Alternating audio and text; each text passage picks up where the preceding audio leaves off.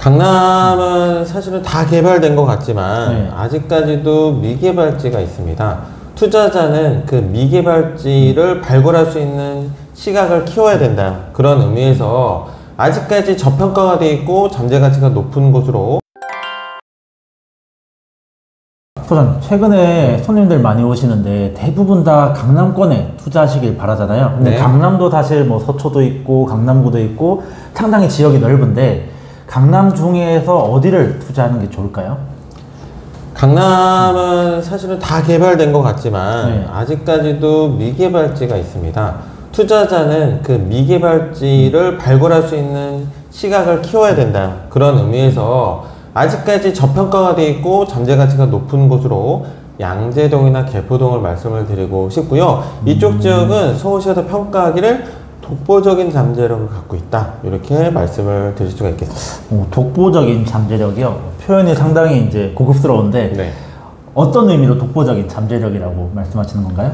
강남은 계획도시죠. 그쵸. 네, 완성형 도시인 것 같지만 아직도 저평가가 되어 있는 곳이 있다고 말씀을 드렸어요. 강남대로나 테헤란로 주변으로 업무 시설들이 확충이 됐다면 배후 주거지도 필요했었거든요. 이렇게 형성된 배후 주거지가 40년 동안 주거 기능을 감당해 오다가 이제는 산업구조의 개편과 함께 주거 업무 복합단지로 바뀌어 나갈 것이다. 그렇다면 주거지역에서 업무단지로 바뀌는 곳에 투자의 기회가 있다. 이렇게 말씀을 드릴 수가 있을 것 같거든요. 주거지역에서 업무지역으로 바뀐다고요? 네.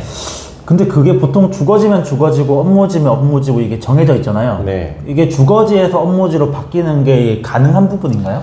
일단 산업구조가 바뀌었기 때문에 가능해졌다. 예전에는 용도지역이 나눠져 있었어요. 상업지역에는 높은 건물들만 지었고요. 중공업지역은 또 공장들만 많았죠. 그쵸, 뭐 예. 성수동 같은 경우는 보면 공장들이 많았는데 일단 카페도로 바뀌었단 말이에요.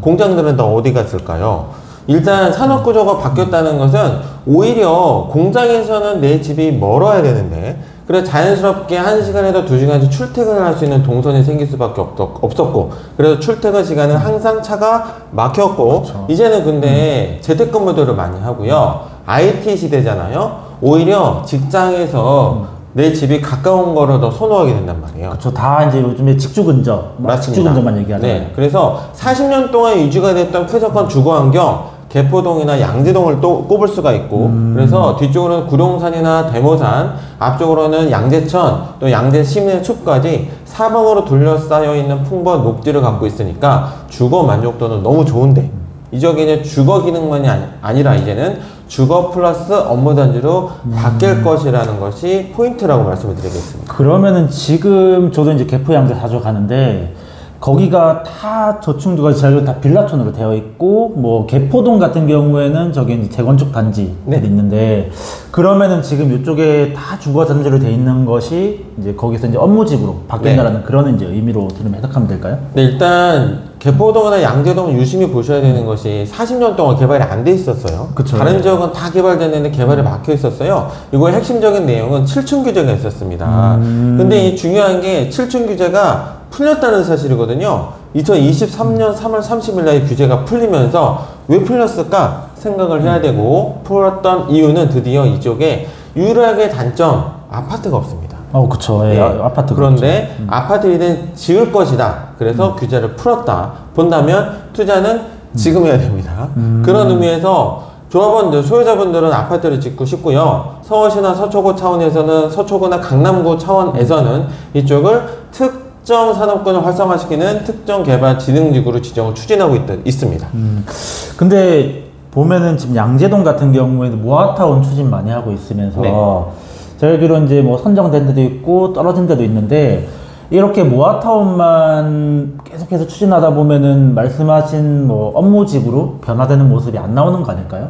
그래서 업무지역과 주거지역의 적정 경계가 중요해집니다. 도시계획을 진행 중인 걸로 지금 알고 있고요. 어떤 블록은 그렇다면 주거벨트로 개발이 될 것이고 그런 의미에서 1구역이 양재 1구역이 모아타운이 지정이 됐다면 그쪽은 아파트가 조성이 되겠죠. 그런 인접한 다른 지역들은 뭐 주거단지로 또 업무단지로 이렇게 개발이 확정이 되는 모습들을 보시게 될 거라는 겁니다.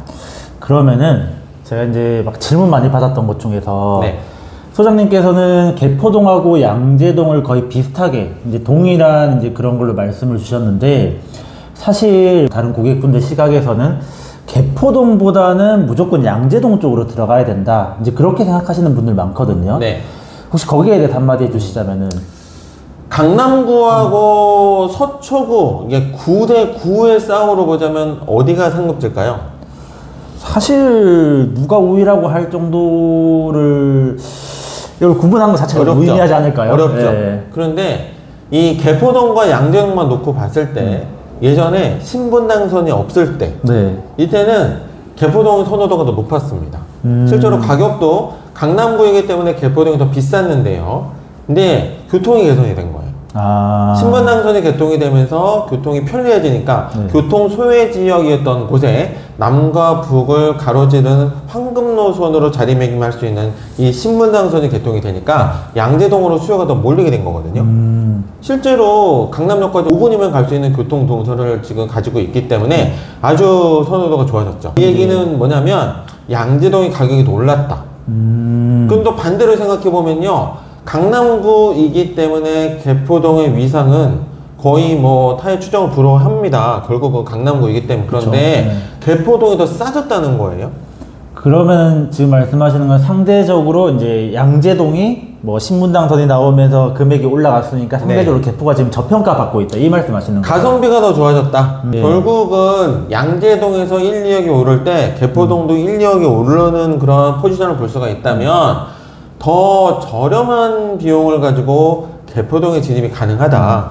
그러니까 이제 실제로 보면은 개포랑 양재랑 뭐 입지적이로나 이제 호재 같은 건 비슷하지만은 과거에 이런 뭐 교통 호재라든지 이제 그런 부분 때문에 이제 양재랑 개포랑 차이가 나고, 이제 근데 개발이 되면은 네. 똑같이 이제 올라갈 거고, 어쨌든 그렇죠. 지금 가성비가 개포가 이제 좋다.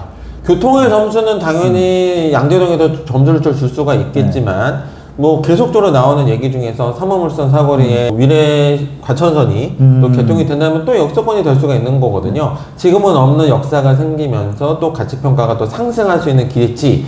하지만 이 교통여건보다 더 중요한 건 개발진흥지구는 같이 추진하고 있다는 거예요. 강남구 차원에서도 개발진흥지구로 추진하고 있고 서초구 차원에서도 개발진흥지구로 추진하고 있기 때문에 이쪽은 전 권역이 다 양재와 개포동을 다 묶어서 일단 주거 업무 복합단지로 탈바꿈을 하게 될 것입니다.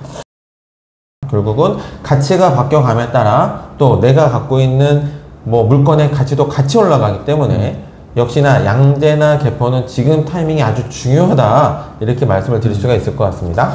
자, 그러면은 여기에 투자금 어느 정도 들어갑니까?